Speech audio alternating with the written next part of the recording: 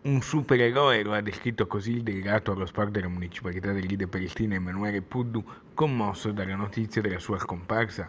Un esempio per tutti noi, ha aggiunto il presidente del suo club Amedeo Noguera. Sergio Penzo è morto nei giorni scorsi all'età di 81 anni.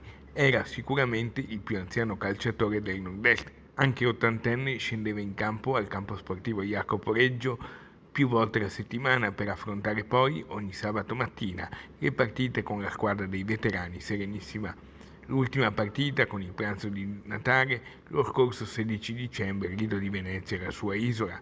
Ex pilota della CTV, aveva raccontato nell'aprile del 2022, in occasione del suo 80° compleanno, festeggiato con la consegna di una medaglia d'oro e la classica partita, i complimenti da parte di tutta la sua squadra, come è nata la sua passione. Amico sono nato, mia mamma mi ha dato un bambino e purtroppo da che anni ha ho sempre giocato al calcio. Quando andavamo a casa da elementari, buttammo al cartiere, andavamo a giocare al calcio e torniamo a casa alle 7 della sera.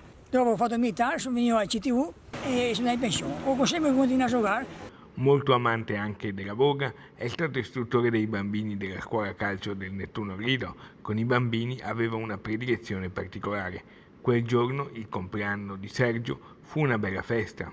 Noi ci ritroviamo anche ogni tanto a fare delle manifestazioni amichevoli. La cosa più importante dopo non è tanto la partita, ma l'amicizia, stare insieme e mangiare insieme. E Sergio fa parte di uno di noi, siamo onorati di avere Sergio nella nostra squadra. Sergio continuerà ora a vivere con l'esempio nel cuore di tutti i suoi compagni ed amici che gli dedicheranno ogni vittoria.